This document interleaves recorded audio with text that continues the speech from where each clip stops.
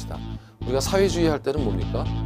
개인보다는 공동체를 우선하는 인간 생활의 개선을 목적으로 부동산 문제 등의 해결을 하기 위한 방법을 찾는 시장은 굉장히 효율적이거든요.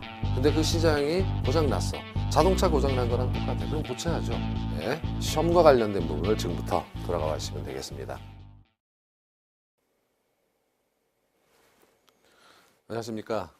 자, 이번 시간은 금융론이고요. 금융론 19강 2장 주택금융에 관해서 강의를 하도록 하겠습니다.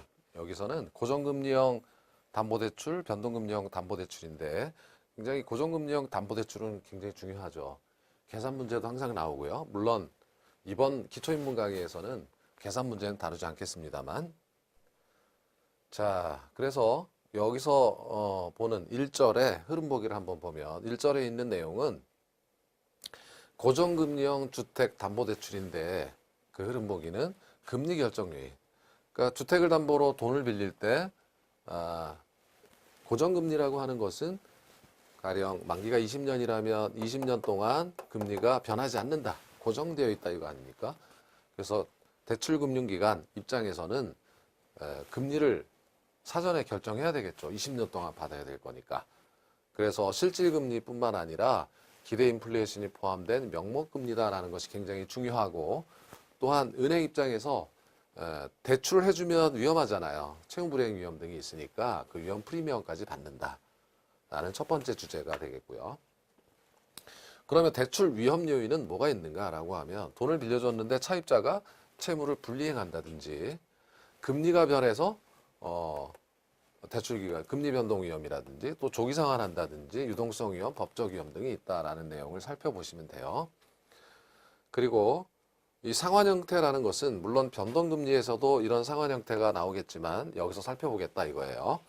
그래서 원금 균등 상환, 원리금 균등 상환, 점증 상환 방식이라는 세 가지 형태의 상환 방식을 정리하시는 것도 굉장히 중요합니다. 그렇죠? 자, 그러면 내용을 요약해 보죠. 우리가 이번 시간에 배울 내용 중에 고정금리형 주택담보대출은 명목금리라는 거죠. 기대 인플레이션이 포함된 명목금리다. 그리고 대출 프리미엄, 위험에 대한 프리미엄이 반영되어 있는 금리다라는 거고, 자, 채무불이행 위험은 차입자의 소득이 감소한다든지 주택가격 하락, 금리 위험은 대출금리를 예를 들어서 설정을 했는데 예상 못한 인플레이션이 발생하면 잘못 설정한 거잖아요. 이런 위험이 있다. 조기 상환 위험, 유동성 위험, 법적 위험 등을 차례로 살펴볼 거고요. 원금 균등 상환은 영어를 보면 어머티제이션이라고 하는 것은 원금을 상환하는 액이 항상 일정하다라는 거고, 모기지는 주택 저당 대출이다라는 뜻입니다. 그래서 원리금은 매월 동일한 원금 상환액에다가 대출 잔고를 기준으로 이자를 계산한다 이렇게 정리하실 거고요. 원리금 균등 상환은 이제 상환하는 원금이 동일한 것이 아니라 페이먼트가 원금과 이자를 합한 원리금이라는 뜻이니까 원리금이 일정한, 즉 원리금 균등 상환 방식이다. 이때 저당 상수를 곱해서 원리금을 구한다라는 거고요. 점증 상환 방식은 그레주에이트 페이먼트 해가지고 원리금이 점차 증가하는 주택 저당 대출이다라는 뜻이고, 체증식 상환이라고도 합니다. 그렇죠? 이것은 이제 초기 상환 불입을 부담을 줄여주기 위해서 점차 상환액을 늘려나가는 방식이다라는 그런 내용입니다. 자, 하나씩 살펴보기로 하죠. 이미 투자론에서 우리는 봤죠. 명목금리라는 개념을 봤어요. 금리의 종류에서, 이자율의 종류에서. 가령 예를 들어서 이 인플레이션이라는 걸 이해할 때 내가 2천만 원을 을에게 다른 친구한테 빌려줌으로써 여기 2천에서 2,100만 원이 되는 것은 이자율이 이자율은 5%로 빌려줬어요. 친구에게 빌려줬다. 그래서 5% 이자를 받기로 했으니까 1년 후에는 원금과 함께 2,100만 원을 받았다 이겁니다. 그런데 그 2천만 원을 차를 사려고 하다가 포기한 거죠. 차가 2천만 원이었어요. 원래는 딱 2천만 원이었는데 포기하고 5%만 받았어요. 그런데 물가가 올라서 물가 상승률이 인플레이션율이 10%였습니다. 그러면 자동차가 2천만 원에서 2,200만 원으로 올랐어요. 그래서 1년 후 상황을 살펴보니까 2천만 원을 빌려주고 2,100을 받아서 자동차 한 대도 못 사요. 100만 원이 더 모자르게 됐어요. 오히려 망한 거죠. 그러니까 인플레이션 프리미엄을 받아야 된다는 것은 앞으로 시간이 경과함에 따라서 인플레이션이 발생하면 돈의 구매력이 하락할 위험이 생기는 거죠. 그 대가를 받아야 되는 겁니다. 다시 말해서 우리 사례에서는 실질금리 5% 외에 인플레이션 10%를 받았어야 했다 이거죠. 이걸 뺀다면 명목금리로 15%를 받았어야죠. 물가 상승이 10%로 예상됐다면 5%만 받으니까 이런 결과가 나왔죠. 15%를 받아가지고 2,300만 원을 받아야 차를 한 대 사고도 물가 오른 거 커버하고 100만 원이 남는 거죠. 실질금리가. 그래서 당연히 대출자 은행 입장에서도 돈을 빌려줄 때 현재 돈을 빌려주고 앞으로 돈의 가치가 떨어지는 기대 인플레이션 프리미엄을 더해서 당연히 구하겠죠. 그래서 설정되는 금리는 명목금리다라는 거예요. 고정금리형 담보대출에서 굉장히 중요한 개념이에요. 그래서 예상 인플레이션 프리미엄 혹은 기대 인플레이션 프리미엄을 실질금리에 더한 명목금리다라는 것이 굉장히 중요하다라는 그런 거예요. 그래서 개념을 잘 생각해 보시기 바랍니다. 그런데 은행 입장에서는 이것만 받는 게 아니라 돈을 빌려주면 말이죠. 우리가 어떻습니까? 위험해요. 그러니까 예를 들면 차입자가 갑이 있고 을이 있다. 요즘 뭐 신용등급 얘기가 많죠. 갑은 신용등급이 6등급, A는 2등급. 그 금리가 달라요. 왜냐하면 갑은 을보다 채무 불이행할 가능성이 더 크죠. 갑은. 그러면 금리가 더 올라가겠죠. 프리미엄을 더해서 올라가는 거예요. 그것이 은행 입장에서는 위험에 대한 프리미엄을 더해서 받을 수밖에 없다라는 그런 취지입니다. 그럼 두 번째 주제로 넘어가면 두 번째 주제에서는 그러면 뭐가 위험한데요? 라는 거죠. 자, 채무 불이행 위험입니다. 은행 입장에서 돈을 빌려줬는데 요걸 받는 거죠. 요 요소가 바로 여기 있는 거죠. 자, 가령 고정금리 대출은 20년 만기로 금리 4%로 대출 금액 1억 원을 갑에게 빌려주었다라고 가정을 해보면, 그렇죠? 지금 20년 동안 갑의 소득이 사라질 수가 있잖아요. 실직을 할 수도 있고 소득이 줄 수도 있고. 그래서 소득이 감소할 수도 있기 때문에 그런 위험을 감수하고도 돈을 빌려줬기 때문에 프리미엄을 받는 겁니다. 그렇지만 담보를 잡았잖아요. 담보를 잡았으니까 가령 1억 원을 빌려준 집이 2억 원짜리였다라고 하면 담보를 잡았으니까 이거 팔아서 회수하면 되잖아요. 갑의 소득이 좀 떨어진다고 하더라도. 근데 문제는 주택 가격이 하락하잖아요. 가령 주택 가격이 막말로 9천만 원으로 반토막 이하로 떨어졌다라고 하면 이거 팔아도 돈을 회수할 수가 없는 지경에 이를 수 있죠. 이러한 채무불이행 위험이 있기 때문에 그 위험만큼 더해서 받는다라는 개념이에요. 실질적으로 갑의 소득이 감소할 것에 대비해서 여러분 총부채 상환 비율, DTI 비율이라는 것이 존재해서 소득 대비 빌려주는 돈의 비율을 일정 수준 낮게 유지하는 DTI 비율이라는 게 있고, 담보주택 가격 대비 가격이 하락할 것을 감안해서 대부 비율, LTV, 론투밸류 레이시오, 대부 비율이라고 하죠.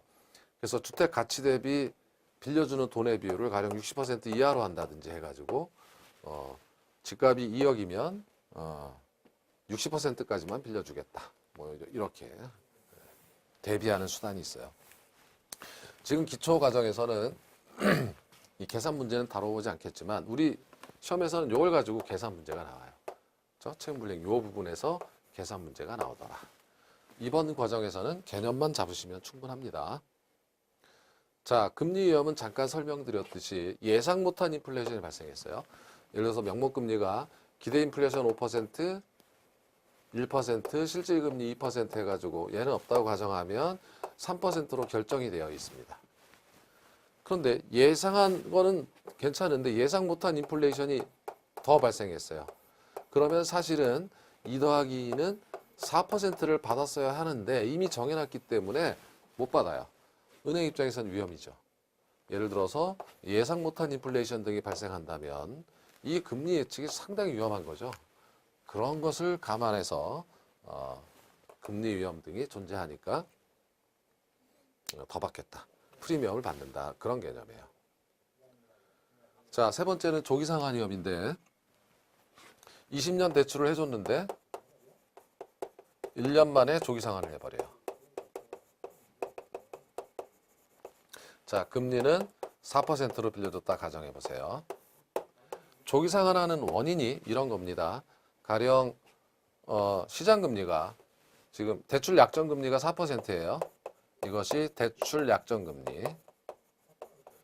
그런데 시장금리가 떨어져서 3%로 변했다 이겁니다. 2%로 반토막 났다 이거예요. 대출 당시에는 가령 2015년에는 4%로 빌렸는데 2016년이 되었더니 금리가 2%로 빌릴 수 있게 되었어요. 그러면 어떻게 됩니까? 차입자들은 누가 이 금리 그대로 있습니까? 지금 빌리면 2%인데. 그래서 조기 상환을 해버리겠죠. 돈이 없는데 어떻게 조기 상환합니까? 라고 하면 대환 혹은 차환이라는 게 있어요. 다른 은행 가서 이 조건으로 여기 엎어버리고 다시 오면 되는 거죠. 그러면은 2%로 되는 거죠. 그 은행 입장에서는 모든 리스크를 감수하고 4% 받을 것으로 기대했었는데 조기 상환해버리면 황당하지 않습니까? 그러니까 조기 상환 위험이라는 게 존재하고 거기에 대해서 프리미엄이 더해지는 거고요. 별도로 조기 상환 수수료라는 게 있죠. 그래서 1년 이내, 2년 이내, 뭐 하여튼 일정 기간 안에 조기 상환을 하게 되면 그 수수료를 받는 그러한 내용이에요. 그래서 은행 입장에서는 가령 금리가 올라가면 이런 거예요. 금리가 올라가면 좋죠. 예를 들어서 금리가 내려가면 조기 상환하고 금리가 내려가면 좋은데 조기 상환 해버리니까 문제고 금리가 올라가면 금리가 5%로 올라가면 조기 상환 안 해요. 예상 못한 인플레이션에서 금리가 5% 올라가면 5%로 내는 게 아니라 4%로 내잖아요. 떨어질 땐 조기 상환하고 차입자들이 올라갈 때는 가만히 있고 그러면 이건 일방적인 위험이죠. 네, 그런 뜻입니다. 유동성 위험이라고 하는 것은 이제 여러분께서 3장을 가보시면 이 채권을 장기적으로 돈을 빌려줬어요. 몇 조 되죠? 몇십 조 됩니다. 수십 조. 시중은행들 보면 빌려준 돈의 규모가. 이렇게 빌려줬는데 장기로 빌려줬거든요. 그런데 이 장기로 빌려준 돈을 회수할 수가 없다면, 회수할 수 있는 수단이 없다면 유동성 위험에 직면할 수 있어요. 은행도 파산합니다. 예를 들어서 우리 저축은행들 같은 경우에 뱅크런이 일어났죠. 저축은행 사태가 터지자 PF 때문에, 프로젝트 파이낸스 때문에. 그러면 은행에서 돈 찾으러 다 가요. 은행으로 저축자들이, 예금자들이 돈을 찾으러 갔는데 돈 줄 돈이 어디 있어요? 없죠. 유동성 위험. 다 빌려줬거든. 당신한테 돈을 빌려줬는데 이거를 만약에 중요한 경우에 돈을 찾으러 오는 사람한테 줄 수가 없다. 파산이 있을 수 있다. 그런 위험 프리미엄이 존재한다라는 거예요. 그런 위험이 존재한다라는 거예요. 그러면 기존에 보유하고 있는 주택 저당 채권을 유동할 수 있는 제도가 없는가? 그것이 3장의 주택 저당 채권 유동화에서 배우시게 될 거예요. 법적 위험이란 이렇게 정해놨는데 정부가 갑자기 과세를 세금을 올린다든지 금리를 규제한다든지 여러 가지 위험이 존재할 수 있다라는 겁니다. 그래서 은행 입장에서 고정금리로 이렇게 금리를 결정하게 되면 상당한 위험이 따른다라는 거죠. 장기간 금리를 변동시킬 수 없이 이러한 요인 때문에 금리가 변해도 올릴 수가 없는 그런 구조 때문에 그렇다라는 거죠. 그래서 위험의 요인을 이렇게 정리해 두시면 되고요. 세 번째는 상환 방식이에요. 가령 가정하기를 대출 금액이 1억 원이고 만기 20년을 빌려줬고 연단위 1년마다 상환하는 거로 매월이 아니라 가정을 해보고 금리는 10%라고 가정을 해보면 원금 균등이라는 것은 지금 대출 금액 1억 원이 원금 상환액을 한번 보게 되면 원금 상환액 이걸 보게 되면 20년 동안 1억 원을 항상 균등하게 상환하는 방식이죠. 그러니까 500만 원이죠. 그러니까 매월 동일해. 여기서는 이제 우리 사례에서는 매년이겠죠. 매월 매년. 여기 사례에서는 연으로 나왔으니까 동일한 원금 상환액 500만 원에다가 이제 이자가 더해지는 거죠. 자, 대출 잔고 기준 이자라고 하는 것은 첫 해에는 1억 원에 대해서 10%니까 1,000만 원이 붙겠죠. 이자가. 그러면 자, 1,000만 원에다가 첫 해에는 1,000만 원에다가 500만 원을 더하니까 원리금 상환액이 1,500만 원이다. 이렇게 되는 겁니다. 그런데 지금 원금 상환액은 20년 동안 동일하지만 이 이자는 줄어들겠죠. 왜냐하면 500만 원 갚았잖아요. 그러니까 두 번째 해에는 이제 원금이 9,500만 원입니다. 잔금이, 대출 잔고가 500만 원 갚았잖아요. 여기에 10%니까 950만 원만 내면 되죠.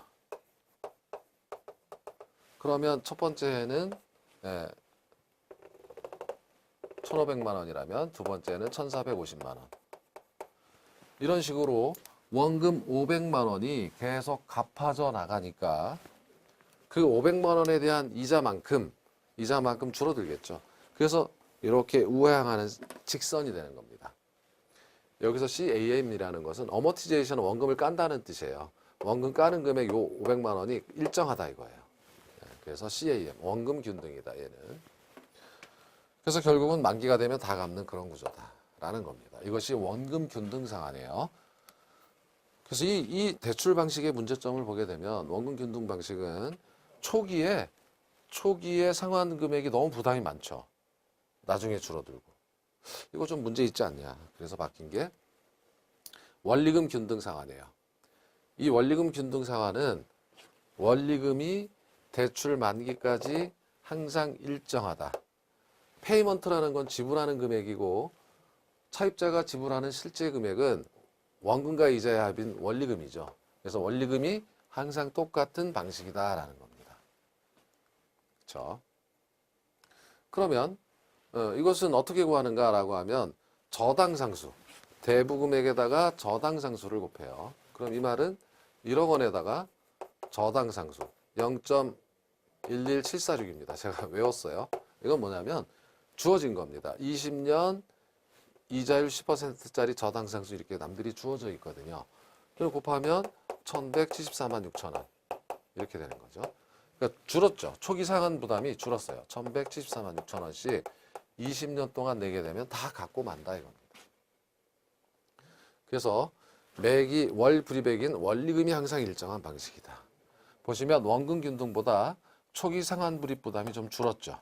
나중에 좀 많긴 하지만 초기에 대출 받는 사람들 입장에서는 적게 내는 것도 굉장히 중요하죠. 그래서 이런 차이가 있다 이거예요. 자, 그런데 이것도 많다 이거야. 그러면 이것도 많고 초기에 좀 더 줄여주면 안 되겠니? 라고 하는 게 점증 상환 방식입니다. 즉 점증 상환 방식은 원리금 균등하고 똑같은데 페이먼트가 아까는 콘스턴트 일정했는데 그래서 CPM이었죠. 이번에는 점차 증가한다 이거예요. 처음에 좀 깎아주고 점점 상환액을 매년 늘려서 나가고 일정 기간이 되면 원리금 균등 상환으로 전환되는 방식의 상환 형태를 보여준다. 이런 상품을 만든다면 초기에 소득이 없는 계층은 좋겠죠. 나중에 벌면 많이 갚고 지금은 조금만 갚자 이거죠. 그래서 줄여주는 거고 예정된 증가율이 있다면 그 증가율에 따라서 점점 내다가 나중에 CPM으로 전환하는 방식이 가장 일반적인 상품이다라고 해요.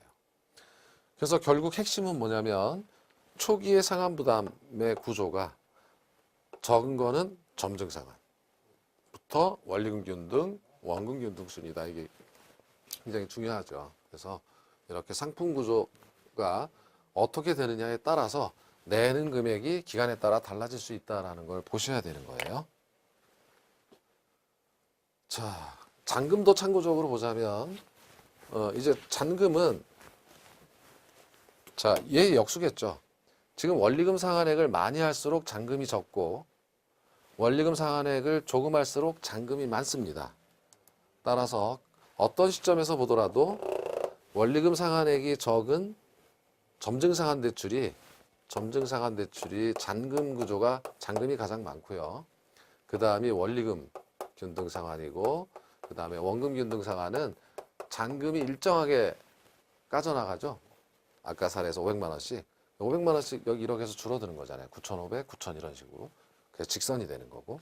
나머지는 얘보다 더 많기 때문에 조금씩 잔금 상환 구조가 많은 그러한 형태의 그림을 보여주고 있어요.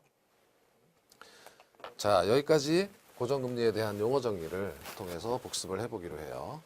실질금리라고 하는 것은 원금과 이자의 비율을 구매력 기준으로 표시했다. 인플레이션 없을 때의 이자율이다. 인플레이션이 뭐냐라고 하면 구매력 감소죠. 아까 자동차 사례를 보셨지만 구매력이 감소하죠. 물가가 올라가면.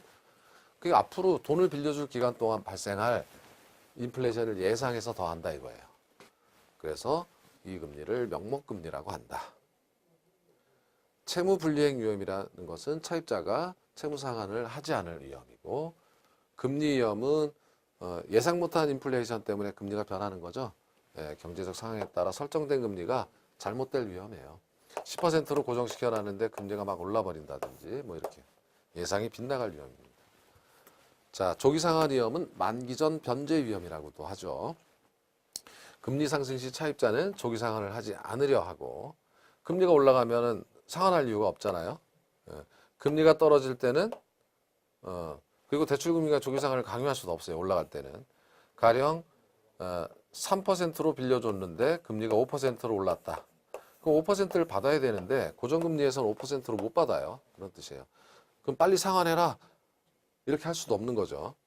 반면 금리 하락 시 1%로 하락했다. 이렇게 하락했다라고 하면은 조기상환 해버리잖아요. 3에 누가 이자 내고 있어요. 1로 받고 갈아타죠. 그러므로 조기상환 위험은 대출자, 은행에게는 위험 요인이 되는 겁니다. 일방적으로 당하겠죠. 자, 셀프 평가를 한번 해보시기로 해요. 1번입니다. 은행이 주택을 담보로 대출을 해주는 금리는 명목금리이며 대출 요인에 대한 프리미엄을 가감하여 결정된다. 자, 이건 어떻습니까? 기억이 나시죠? 예. 맞는 거죠. 예, 명목금리다. 인플레이션 프리미엄이 반영되어 있고 그 다음에 위험 프리미엄이 반영되어 있다. 이렇게 배우셨죠. 자, 두 번째, 대출 조건이 동일한 경우 담보대출의 상환 방식 중 대출 시점에서 원리금 크기가 큰 순서. 대출 시점이에요. 아까 그림 기억나시죠? 그림에서 여기가 대출 시점이잖아요. 여기가 원리금이고 기간이 지남에 따라서 원리금의 크기는 어떨까? GPM은 그레주에이트 페이먼트에서 얘는 점증 상환이었고 얘는 콘스턴트 페이먼트. 그러니까 페이먼트는 원리금이니까 원리금 균등 상환 방식이었고 CAM은 어머티제이션, 즉 원금이 일정하게 까져나간다. 그러니까 이거는 원금 균등이다. 이렇게 돼 있었죠? 그럼 이게 맞습니까? 대출 시점에서 원리금의 크기가 이렇게 이게 맞습니까? 자, 틀리다는 걸 알 수 있죠? 반대다. 그래서 원금 균등은 이렇게 가장 많았고 그 다음이 원리금 균등이었고 그렇죠?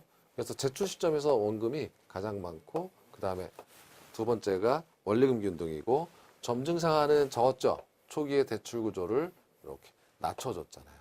그래서 이 순서를 이제 물어본 거죠. 그런데 그 순서가 거꾸로 돼 있어요. 초기 상환 부담이 상환 방식에 따라 달라진다는 것을 이해하셔야 한다라는 문제였습니다. 자, 기출문제 맛보기. 벌써 26회 문제를 풀어봅니다. 근데 이런 정도를 아무리 기초인문이라고 하더라도 이런 정도를 가지고도 실제 기초인문 내용만 이해해도 70% 이상, 7, 80%를 커버할 수 있어요. 기출문제를. 자, 대출 상환 방식에 관한 설명으로 옳은 것을 모두 고른 것은 그랬습니다. 단 대출 금액과 기타 조건은 동일하다 그랬습니다. 격을 보면 상환 첫 해의 원리금 상환액은 자, 첫 해라 그랬어요. 대출 시점입니다. 원리금 균등 상환 방식이 원금 균등 상환 방식보다 크다. 이거 금방 했던 거죠. 틀렸죠? 원금 균등이 제일 컸죠. 그림은. 틀렸습니다. 이거는. 자, 니은 체증 혹은 점증 상환 방식의 경우 미래 소득이 감소될 것으로 예상되는 은퇴 예정자에게 적합하다. 이것도 틀렸죠. 미래 소득이 감소되는데 어떻게 이렇게 더 많이 냅니까? 미래 소득이 증가할 것으로 예상되는 젊은 소득계층에게 유리하겠죠. 틀렸습니다. 자, 디귿 원금 균등 상환 방식의 경우 매기의 상환하는 원리금이 점차적으로 감소한다. 이건 맞죠? 그림이 이렇게 돼 있었죠. 원리금이 감소하는 거. 일정한 것은 원금은 일정하지만 원리금은 점차 감소된다. 원금이 상환됨에 따라서 이자가 매년 줄어들겠죠. 자, 리을 원리금 균등 상환 방식의 경우 매기 상환하는 원금액이 점차적으로 늘어난다. 이거는 안 배웠습니다만 맞는 거예요. 이건 아직 안 배웠는데 이건 뭐냐면 미리 한번 보자면 기본 이론에서 배우시겠지만 원리금 상환액은 일정하지만은요 이렇게 그렇지만 이 안을 들여다 보면은 이렇게 돼 있다. 그러니까 초기에는 이자 상환액이 많고 원금 상환액이 적어요 구조가. 그런데 시간이 갈수록 원금을 많이 갚아 나가니까 원금 상환액하고 이자 상환액 구조가 역전이 됩니다. 이런 걸 나중에 배우시게 될 거예요. 기본 이론에서. 그래서 경리은 뒤에 그것은 쉽게 할 수 있었고 리을도 맞는 거예요. 매기 상환하는 원금액은 점점 늘어납니다. 원리금은 똑같아도. 자, 그래서 디귿 리을이 맞는 5번이 답이 되는 26회 기출문제를 보셨습니다.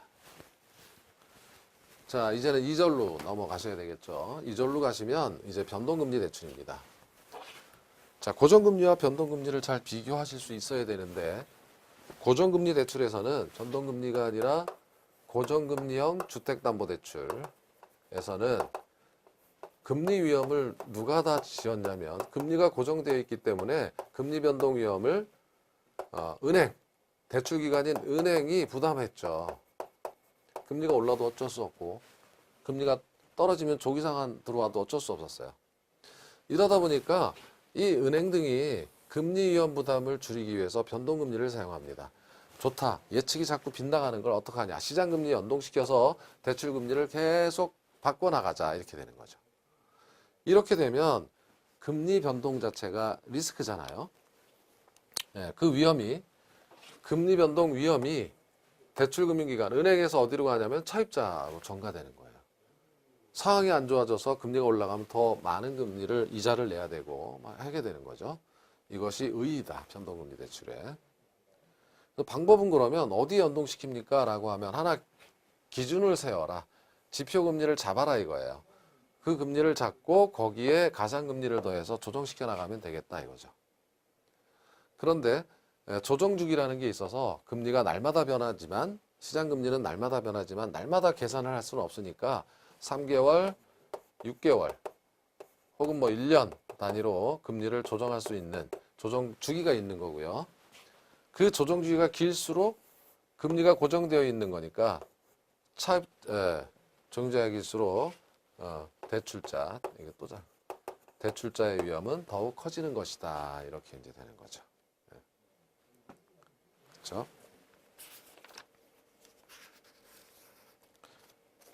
그래서 여기 우리 교재 123쪽엔 이게 대출 기간 이렇게 해서 잘 되어 있어요. 여기만 파워포인트에만 잘못되어 있습니다.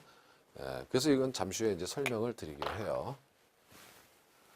자, 학습 내용을 보면 같아요. 지표금리에다가 혹은 기준금리에다가 가상금리를 더해서 최초의 금리가 결정되고 얘가 변할 때마다 금리가 변동되는 방식이다라는 거예요. 그리고 우리나라는 기준금리로 양도성 예금증서 CD라고 하죠. 유통수익률 혹은 코픽스 금리, 코스트 오브 펀드 인덱스 해가지고 자금 조달 비용 지수라고도 합니다. 이것을 주로 사용하고 조정 주기는 3개월이 많고 6개월도 있고요. 그리고 아까 보셨던 조정주기가 길수록 대출금융기관 위험은 커진다라고 하는 내용에 관해서 해설을 하도록 하겠습니다. 일단 유통수익률, 이게 시장금리 하면 유통수익률인데 여러분 이렇게 되죠. 삼성전자 주가가 얼마입니까? 제가 질문 드리면 지금 한 130만 원 전후에서 왔다 갔다 하는 것 같은데 130만 원입니다. 이렇게 얘기합니다. 그럼 이 주가가 왜 변합니까? 라고 하면 일단 투자론에서 체계적 위험 배웠죠. 가령 시장에서 시장 위험이 발생했다.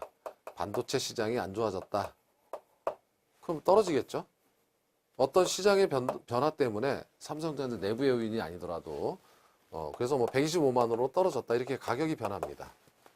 이게 주식시장은 이렇게 어떤 외부의 충격 등에 의해서 주가가 오르락내리락 하죠. 채권시장은 어떨까? 자, 가령 A라는 기업의 회사채가 있다. A 채권이라고 할게요. 그럼 이것도 채권시장에서 매매가 돼요. 주식처럼. 그 매매가 될 때 수익률을 유통수익률이라고 해요. 그러니까 마치 주식은 삼성전자 주가는 가격을 통해서 이게 올랐다 떨어졌다를 본다면 채권은 유통될 때의 수익률을 보고 결정되는 겁니다. 여러분 신문에서 보면 신문을 자주 보시는 분은 국고채, 3년 수익률, 뭐 회사채, CD금리 이런 거 금리 옆에 매일 변동되는 게 나오죠. 매매를 통해서 마치 삼성전자가 팔자가 많으면 가격이 떨어지지 채권도 마찬가지죠. 결정된다 이 뜻입니다. 근데 이건 이제 여러분 이 금리에 대한 상식이라 생각하시고 들어주세요. 시험에서 뭐 이런 걸 물어보진 않겠지만 상식이에요, 상식. 예를 들어서 A 채권이 있는데 가령 이자를 매년 아주 단순화시켜서 100만 원씩, 100만 원씩, 100만 원씩 이렇게 받는 채권이 있었다 이거예요. 그런데 지금 만기가 가령 1년만 남았다 이렇게 가정해 보면 이건 다 받았죠. 그러면 사람들이 이제 이 채권은 1년 후에 100만 원의 이자가 들어올 채권이기 때문에 거래를 한단 말이죠. 어떻게 거래를 하냐면 100만 원을 현재 가치로 만들어서 살 수 있겠죠. 이걸 100만 원 주고 사는 사람 없겠죠.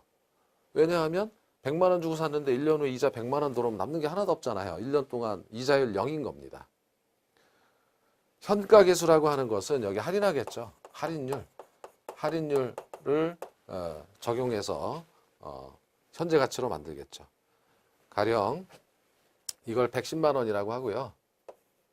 할인율이 10%라고 하면 이게 100만 원이 됩니다. 현가계수 곱하면 100만 원이 돼요. 그렇게만 이제 믿어주세요. 계산하는 거는 기본 이론에서 하기로 하고. 그럼 110만 원을 10%로 할인해서 100만 원이 됐다면 100만 원 투자해서 수익률이 얼마나 나는 겁니까? 10% 나죠. 그럼 할인율의 반대는 수익률이니까 수익률 10%가 나기 때문에 100만 원 주고 투자한다는 얘기예요. 그래서 이때 수익률을 매매할 때 정해진 수익률이다 해가지고 채권 유통 수익률이다 이렇게 얘기하는 겁니다. 이것이 시장 금리라고 하는 거예요. 소위 말하는. 근데 채권이 한두 가지가 아니잖아요. 이거는 제가 사례든 건 어떤 회사채를 들었지만 국고채, 국고채라는 것도 있어요. 국채 중에. 그다음에 CD라든지 채권 아니지만 채권 유사한 거. 한 수백 가지의 채권이 있어요. 그러면 어떤 채권을 기준을 삼아야 하는가? 하나 인덱스를 정하자. 기준금리를 정하다 이겁니다. 네. 그럼 여러분 이게 이해가 안 가실까 봐. 자, 시장 위험. 가령 IMF 때 외환위기가 왔었죠. 그러면 주가가 폭락했습니다. 만약에 여러분 극단적인 가정을 해보죠. 사람들이 오늘은 10% 할인율로 샀는데 만약에 외환위기가 올 것 같다. 외환위기가 왔다. 전쟁이 날 것 같다라고 하면 이 앞으로 1년 후에 110만 원의 가치가 100만 원보다 훨씬 적게 이거 뭐 휴지 조각에 가깝게 느껴지겠죠. 할인율이 어떻게 됩니까? 커지는 거예요. 20% 30% 이렇게 커지는 거예요. 그래야만 사겠다라는 거죠. 다시 말해서 주가처럼 채권 시장에서도 이런 미미한 변화 때문에 채권 금리가 변하는 겁니다. 물론 정부가 정책적으로 개입하기도 하지만 그러니까 가령 인플레이션이 발생할 것만 같아도 앞으로 인플레이션이 예상되면 1년 후 110만 원은 더 싸게 사야 되겠죠. 할인율이 높아지는 거예요. 그럼 시장금리가 올라가는 겁니다. 시장금리가 올라간다는 것은 채권 가격이 떨어진다는 거죠. 할인율이 커져서. 그래서 외환위기 때는 주가만 폭락한 것이 아니라 금리도 폭등했고 환율도 폭등해서 3대 금융시장이 붕괴됐던 때가 1997년 외환위기입니다. 그때 제가 회사를 다니고 있었어요. 진짜 피해 많이 봤었죠. 이때 외환위기라는 그런 게 생각납니다. 그래서 어쨌든 지금 변동금리를 설명하기 위해서 시장금리는 늘 변한다. 경제 환경에 따라서. 그래서 그렇죠? 그런데 그 채권은 종류가 너무 많으니까 하나 정하자. 그게 기준금리, 지표금리고 더해서 받자. 근데 대출해주면 위험하니까 거기다 스프레드, 가상금리를 좀 더해서 받는다. 이거는 고정금리 대출에서처럼 대출 위험 요인이 있었죠. 그것처럼 더해서 받겠다라는 겁니다. 자, 그러면 그 기준금리에는 뭐가 있는가라는데 이게 양도성 예금 증서예요. CD라고 하는 거죠. 영어로 하면. 요즘은 이제 양도성 예금 증서 발행을 잘 안 하지만 얘는 주로 1년 미만 단기성 자금을 은행에서 필요로 할 때 이 예금 증서를 발행하는 거예요. CD를 은행에서 발행합니다. 그러니까 은행이 이게 자금 조달을 할 때 필요한 거다 해서 여기에 연동시켰던 거예요. 사실은. 가령 이 CD는 할인 발행을 합니다. 만기 1년짜리 액면가 1억 원, 표면금리 10%다라고 하면 자, 투자자는 얼마를 주고 사냐면 9천만 원을 주고 사는 겁니다. 10%를 할인 발행해요. 그럼 이건 어떤 거냐면 예금 증서이기 때문에 그리고 예금 증서를 받죠. 9천만 원짜리 딱 받죠. 근데 여긴 액면가 1억 찍혀 있어요. 그럼 만기 1년이 지나면 이 채권을 들고 가서 은행에 지급하면 이걸 제출하면 1억을 주는 겁니다. 그렇죠? 1억을 주는 거예요. 그러니까 수익률이 10% 난다는 거죠. 그래서 은행이 자금 조달을 했다 이겁니다. 근데 은행은 주로 1년짜리가 아니라 3개월짜리 91일물이라고 하는데 단기성 자금이 필요할 때 이거 CD 발행해서 자금 조달하고 이제 또 갚아버리고 이렇게 하는 거예요. 그런데 문제는 뭐냐면 얘가 마치 채권처럼 매매가 된다는 겁니다. 무기명이고요. 매매가 돼요, 매매가. 시장에서 언제든지 사고 팔 수 있어요. 사고 파는 이유는 채권 시장 아까 설명드렸죠. 주식처럼 시세 차익을 노리기 위해서 사고 파는 거예요. 그렇죠? 각종 펀드에서 주로 사고 팔겠죠. 그러면 이 CD 유통 수익률도 계속 변하는 겁니다. 그래서 이 CD 유통 수익률을 기준금리로 삼아서 CD 유통 수익률을 기준금리로 삼아가지고 여기에 연동시키겠다. 날마다 변해요. 여러분 신문 보면 CD 금리가 최근에 미국 금리 인상하면서 쭉 올라가는 거 최근에 보실 수 있었어요. 한번 보시면 CD 금리가 좀 올랐어요. 최근에. 그 상황을 반영해서 올랐으니까 최근에 대출받는 사람들의 금리는 CD를 기준으로 하면 오르겠죠. 예. 그런데 문제는 뭐냐면 날마다 변화하는 건 날마다 이자를 계산할 수는 없으니까 조정주기 3개월이다 그러면 3개월마다 3개월에 한 번씩 금리를 CD 금리에 연동시키는 거예요. 3개월 동안 똑같은 금리를 내고 이걸 조정주기라고 합니다. 그런데 이 조정주기가 길다면 은행은 이렇게 변동시킬 수가 없죠. 그러니까 위험은 커지는 겁니다. 잠시 후에 보기로 하고요. 여기서는 CD라는 거 들어봤다. 예금 증서지만 마치 채권처럼 시장에서 거래돼서 금리가 결정되더라. 그래서 은행이 대출해 줄 때 이 CD 유통 수익률에 연동을 시켜서 금리를 받는다. 뭐 이런 내용을 보시면 되겠죠. 또 하나 이제 코픽스인데 코픽스는 자금 조달 비용 지수라고 해서 이거는 9개 시중은행인가요? 지금 9개 맞죠? 시중은행이 자금을 조달했을 거 아닙니까? 은행은 예적금을 받아서 주로 예적금을 받아서 자금을 조달하죠. 아까 CD도 발행해서 자금을 조달하고 그럼 조달금리가 있을 거 아니에요. 그 조달금리가 바로 코픽스 금리예요. 그래서 가중평균한 겁니다. 그래서 잔액 기준 이게 2015년 12월 15일 날 공시 한 달에 한 번씩 공시하죠. 은행연합회에서 일정 굽니다. 그러니까 잔액 기준이라는 것은 은행들이 여태까지 갖고 있는 여태까지 뭐 10년 전이건 20년 전이건 지금 현재 보유하고 있는 자금 조달 평균 비용이 얼마인가 1.9%입니다 이거예요. 그러니까 여기에 연동시키겠다라는 거죠. 그렇죠? 그런데 신규 취급액 기준이라는 것은 최근 한 달이에요. 은행들이 기존에 갖고 있는 자금 조달 비용이 아니라 최근 한 달 동안 조달한 자금의 평균 비용이 예적금 금리가 예를 들면 1.66%다 이겁니다. 그럼 잔액 기준하고 얘하고 다른 이유는 뭘까라고 하면 최근에 금리가 하락기였어요. 금리 하락기 때문에 최근 한 달이 낮고 기존 것까지 전부 합하면 높은 겁니다. 단기 코픽스도 있다 이건 들어보시면 되는 거고요. 그래서 여기에 연동을 시킨다 이거죠. 이걸 받는 게 아니라 여기다 개인별로 대출자별로 가산금리를 더하거나 하겠죠. 그래서 가산금리 스프레드를 더하거나 해서 받는다라는 겁니다. 이렇게 해서 금리가 결정되는 거고 이 금리가 결정되면 고정금리가 아니기 때문에 늘 변하는데 한 달에 한 번 공시를 한다고 한 달에 한 번 변하는 건 아니고 조정기가 보통 6개월, 뭐 3개월마다 한 번씩 변하게 되어 있어요. 그것이 조정주기입니다. 자, 그래서 이 코픽스를 보시면 이게 제가 포털 사이트에 있는 코픽스 금리가 1년 동안 이렇게 하락해 온 걸 보셨죠. 코픽스. 예, 그래서 금리 하락기였어요, 최근에. 잔액 기준 코픽스였고, 여기 눌러보면 이제 신규 취급액 기준도 나올 거고, 그래서 금리 여기에 연동시킨다라는 겁니다. 자, 되셨죠? 그러면 조정주의가 도대체 무엇인가라는 건데, 조정주의가 3개월일 때는 3개월 동안 금리가 고정되어 있는 겁니다. 이 수준에. 그리고 3개월 후에는 다시 높은 금리를 받을 수가 있죠. 나머지 3개월 동안. 은행 입장에서 금리가 상승한다고 했을 때. 근데 조정주의가 6개월이라면 가령 낮은 금리로 올려서 받을 수가 없어요. 경제 환경이 변했는데도 조정주의가 길면 차입자한테 전가시킬 수 있는 기간이 전가시킬 수 없는 거죠. 그 기간이 길어지는 거죠. 그래서 조정주의가 길다는 것은 차입자에게 금리 위험을 전가시킬 수가 없다는 것과 같아요. 오랜 기간 동안. 그러니까 대출 기간, 은행의 위험은 커지는 겁니다. 반대로 조정주의가 짧을수록 금융기관 위험은 작아지겠죠. 그렇죠?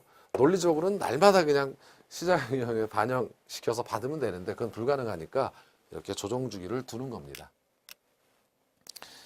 자, 이렇게 했고 용어 정리를 보기로 해요. 가상금리라고 하는 것은 채권이나 대출금리를 정할 때 기준금리에 덧붙이는 유형가증금리다. 스프레드라고 한다. 벌어진 정도 기준금리에서 이런 뜻이에요. 위험이 적으면 가상금리가 낮아지고 위험이 많아지면 가상금리는 높아집니다. CD, Certificate of Deposit 해가지고 예금 증서인데 마치 채권처럼 거래가 되는 거예요. 은행이 정기예금에 대하여 발행하는 무기명의 예금 증서. 매매가 가능하다. 매매 과정에서 수익률, 유통수익률이라고 한다. 조정주기는 고정금리가 적용되는 일정 기간을 3개월이다, 6년이다, 6개월이다, 1년이다 뭐 이런 것처럼 조정주기가 정해지는 거예요. 자, OX 셀프 체크를 한번 해보시죠. 1번입니다. 변동금리형 주택담보대출 시 금리 변동 위험은 차입자로부터 대출금융기관으로 전가된다. 이거 자주 나와요, 시험에. 어떻습니까? 틀렸죠? 틀린 이유는 변동금리니까 금리 변동을 차입자에게 전부 전가시키는 거죠. 은행이. 그래서 바뀌어 있어요. 2번입니다. 변동금리 대출에서 사용되고 있는 CD 금리는 예금금리, 적금금리 등 은행의 자금 조달 비용을 감안해 산출한 기준금리다. 이건 어떻습니까? 틀렸죠? 이거는 코픽스에 대한 거고요. CD는 그냥 시장에서 매매되는 거예요. 이거 자금 조달 비용을 감안한 것이 아니라 그래서 코픽스 금리로 바꿔주셔야 합니다. 자, 그래서 이번 시간에는 주택금융에서 고정금리 담보대출과 변동금리 담보대출에 관해서 정리를 했죠. 다음 시간에는 3장을 하겠습니다. 3장에서는 부동산 증권론인데 자산 유동화 제도와 주택 저당 채권 유동화 제도가 있겠죠. 자, 이번 시간은 여기까지입니다. 고생하셨습니다. 고맙습니다.